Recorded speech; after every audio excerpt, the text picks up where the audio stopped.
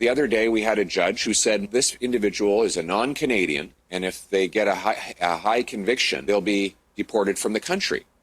Well, that's what we want.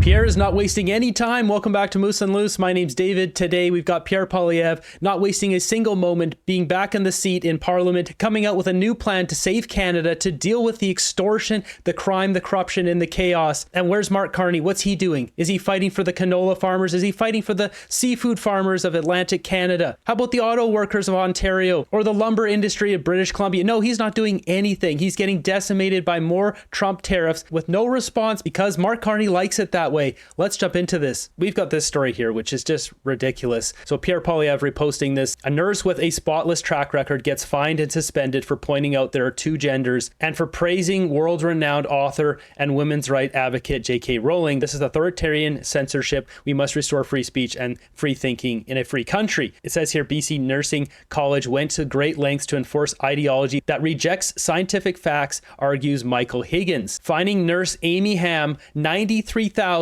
for a grotesque attack on free speech. Wow. And it's no wonder why we don't have enough nurses in this country. If you want to support her, she's got an account here on X. Moving ahead, we've got quite the dumb story here. Tips on how to talk to the USA. Canadian Embassy in Washington hired $2,000 hour consultant for tips on how to talk to Americans, records show. It follows Foreign Affairs Melanie Joly's boast that Canadian diplomats had expertise that goes deep into different levels of American society. What a waste of money. Signal Group Consulting LLC, a Washington contractor, was hired at $6,000 US plus expenses for 3 hours worth of advice on interview preparation with a conservative slant, right-wing message analysis of the ambassador's recent TV interviews, and an explanation of right-wing messaging. What a waste of money. This is so dumb. This is as dumb as my Far Off Ripoff segment. I will be bringing back here in shortly. Signal Group will conduct 2-hour sessions on right-wing media and messaging, including questions and answers, said terms of contract with the embassy. The contract was signed March 17th. The Premier's Council Federation, a month previously on February 5th, a paid Washington lobbyist and monthly retainer of $85,000 to find contracts in the White House. So here's the contract here. These guys waste so much money on the stupidest thing. They're spending our money to learn how to talk to Americans. We have Canadians sleeping in streets, and that's what they spend our money on. If that weren't dumb enough, we got Patty Hajdu here. Made it worse. The Canadian Union of Public Employees is asking that a federal judge cite Labour Minister Patty Hajdu for unlawful misuse of her powers to quash a legal strike by 10,500 Air Canada flight attendants. She did not comment. In issuing her direction, the minister overrode, abrogated, and effectively precluded the union's ability to exercise its legal right to strike and its only legal means in asserting leveraging economic power within the scheme of the Canadian Labour Code, and in doing so disregarded, undermined, and effectively nullified the constitutional right to strike held by the union and its members under the Charter of Rights and Freedoms. SpaghettiOs. What does that mean for her? Well, we know what happens. Nothing happens. Look at the SDTC documents there. We're talking $400 or $500 million just stolen. Taxpayer money stolen, and still nobody's in jail for that. What I do hope happens here is after the Conservatives get in power, then you start seeing prosecution. You're seeing trials. You're seeing potentially these Liberals getting thrown in jail for the actions they've done. Barely been 48 hours since Pierre Poilievre won the by-election in Battle River Crowfoot, and he's coming out absolutely swinging, making some announcements here, blasting Sean Fraser, which is always necessary considering how big of a failure the guy is. And he put in charge of crime his two most incompetent ministers. First, he's got Sean Fraser as the justice minister. This is the immigration minister who caused the immigration crisis, and the housing minister who caused the housing crisis. And now because of those failures, he's in charge of law and order. And then he's got a public safety minister who doesn't even know what a gun license is. So how can he fight gun crime?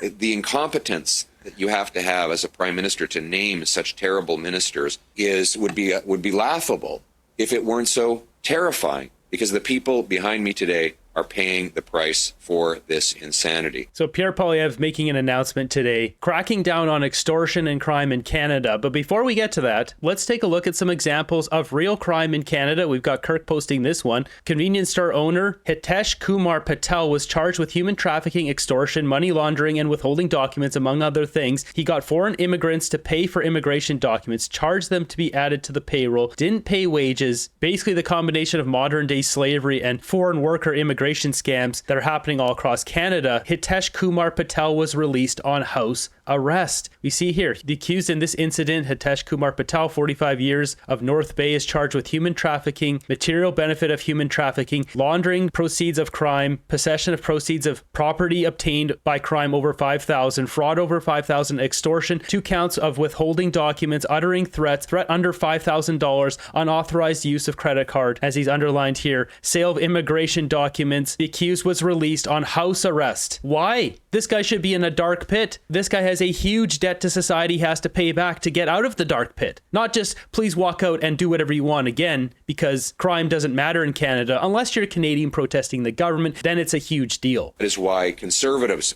are setting our priorities for the fall session. We want stronger take-home pay that buys more affordable goods, safer communities by locking up criminals, secure borders with immigration that is under control and drugs and guns kept out of our country, and a self-reliant Canada. So this is Pierre Poilievre laying out the Conservatives' biggest objectives going forward. Pierre back in the seat, will soon be back in the House, and considering everything that's going on today and just in general things in Canada, Mark Carney is in trouble. This is more of its own goods and reaches overseas markets so that we're no longer so helplessly reliant on one market. That's why today I am announcing a Conservative action plan to counter the Liberal extortion crisis. Number one, we're calling on the government to immediately list the Bishnoi gang as a terrorist organization. The Bishnoi gang has been terrorizing communities, shooting up neighborhoods, extorting our people, taking the money out of our country. There's evidence now that their violence is linked to terror and to political motivations. This is why numerous mayors and premiers, including Mayor Patrick Brown from Brampton, have called for this group to be listed as a terrorist body. Doing so would allow police to arrest anyone who raises money, organizes, plans, does logistics or recruitment, and put those people in jail, or if they are non-Canadians, kick them out of this country. Next, we are calling for jail and not bail by repealing Liberal Law C-75 and Liberal Law C-5, that we will ensure that offenders who engage in extortion go to jail. They're not automatically released again and again through the revolving door. Finally, we're calling for the adoption of our Deputy Leader Tim Uppal's bill making mandatory prison sentences for extortion. First offense will be minimum 4 years. If it's with a gun, it will be 5 years and up to 7. And it will be an aggravating offense if the extortion involves the use of fire. So this action plan will help us to become more secure. And I would add Michelle Rempel's bill. She's announcing she's bringing in a bill saying that immigration status should not be used by judges to reduce the sentences of convicted criminals. That is the most ridiculous one of them all, isn't it? Why would it matter what someone's immigration status is, what color of shirt they like to wear, what their favorite food is? I mean, where does it end? The other day we had a judge who said, well, this individual is a non-Canadian, and if they get a high conviction, they'll be deported from the country. Well, that's what we want. If someone commits a crime when they're here as a visitor, we want them to do a sentence in prison and then get the hell out of Canada. We don't want to keep criminals in our streets. We don't want to invite criminals to our country. Every single criminal who visits our country and is a non-Canadian should be quickly deported from our country. The Liberals under Mark Carney have lost track of 600 convicted criminals who are wandering our streets, committing even more crime. These are not even Canadian citizens. We need to bring back an immigration system that brings in only the right people in the right numbers. People who lawfully enter our country and follow all the rules are welcome to contribute, but only in the numbers we can absorb, and only law-abiding, hardworking people. This is really refreshing to hear. I mean, 600 criminals, convicted criminals running around doing whatever they want. They're not even Canadians. And I really question, why do Liberal supporters like the crime? Why do they support rampant crime in our country? Even if you don't like some of the Conservative policies, just on crime alone, if you support the Liberals, you support mass crime, because that's what the Liberals have brought in. You can't have it both ways. If you support the Liberals, you support crime in Canada. Need to be allowed into our country. That is the approach that Conservatives will take. Again, another example of the crime in Canada, we've got this one from Ron Chinster. It says, this is from a corrections officer here in Canada. Who are we protecting? One inmate got 3 years for an attempted ending of someone, but his sentence is satisfied already due to remission in jail for 1.5 years while waiting trial. What? That's just one of hundreds who get a slap on the wrist for serious crimes. Another inmate got bailed within a week of booking. He was charged for R-word his granddaughter, who was under 10 years old. He got bailed, has direct access to the victim, and is still in close proximity to the victim. This is disgusting. His own granddaughter. This guy should be in a dark pit for all eternity, not having access to his granddaughter again. Are Liberal supporters okay with this? If they vote for Mark Carney again, they do. The crime doesn't end in Canada. We've got this one here. Constable Shiva Shumagam is warning Edmontonians to remain vigilant in the wake of a trend of thefts where groups of individuals approach people in parking lots, gas stations, and on the roadside and use various tactics to distract them in order to steal jewelry or scam victims out of their money. These are tactics you see in third world countries. I've seen this happen firsthand in Mongkok. This is a kind of a sketchy area of Hong Kong. I was married at the time. My wife didn't realize that there was a guy approaching from behind. He was going to cut the bottom of her bag, her purse, and just try to steal all this stuff. He started to walk up to her and I just grunted at him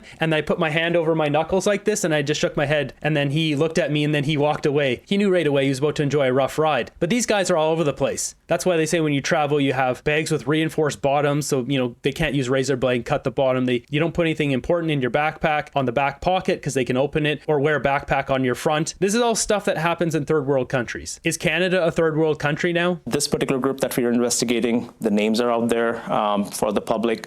The images are out there for public awareness, and also for public to be aware if that you have been a victim of these crimes by these individuals, maybe a distraction theft, maybe theft of property, or maybe fraudulently obtaining or purchasing of vehicle.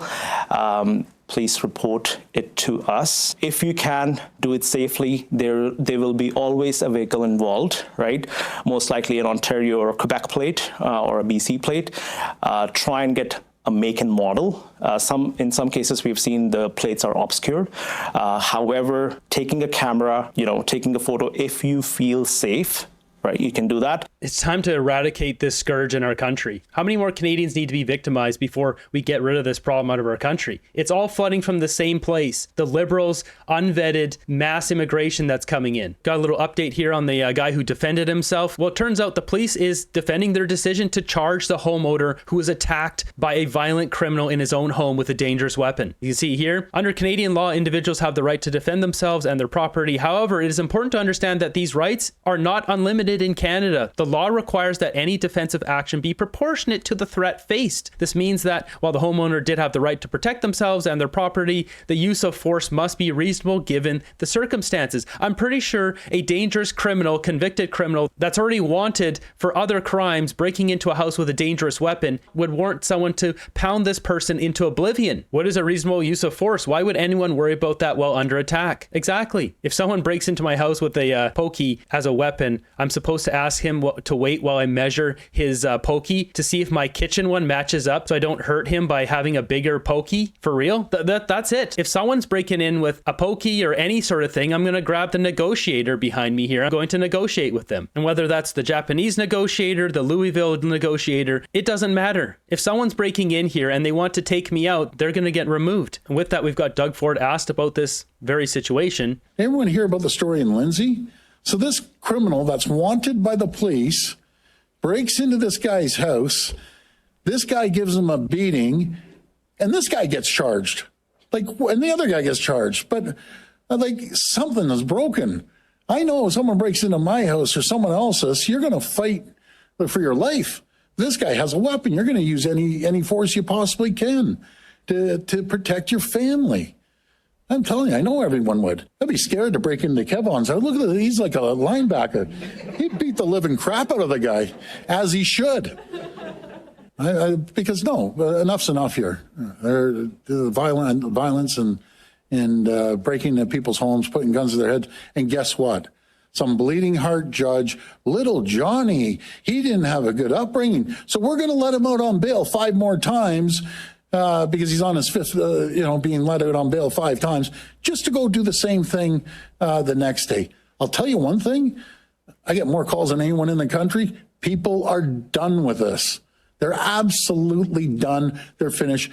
You should be able to protect your family when someone's going in there to harm your family and your kids. You should use all resources you possibly can to protect your family. And maybe these criminals will think twice about breaking into someone's home. So on the surface level, you might think this is a rare Doug Ford win, but it isn't. Doug Ford is good friends with Mark Carney. Why doesn't he tell his buddy Mark Carney to do something about it? Doug Ford can bellow about this all he wants, pretend he's a conservative, but it comes down to it, is he calling Mark Carney and saying, hey, this needs to be changed? He likes that he can look conservative once in a while because he wants to take Pierre Poilievre's job. But he has direct line to Mark Carney. Nothing's happening here. And this is coming from a guy who had his own car hit by one of these gangsters who ended a father. Doug Ford has literally been involved. His property has been involved in a crime by one of these goons, and still nothing happens. And if he told Carney to do something about it, then he should come out and tell everyone that he told Carney to do something about it. But he's not going to do that. He's not going to throw his buddy Mark Carney under the bus. He says what Ontarians want to hear, then turns around and supports the Liberals to continue with their agenda to destroy Canada. Yeah, exactly. Doug Ford's no conservative. He's not like his brother Rob, who always put the little guy first and didn't waste money. We need castle law, end of story. Yes, we do.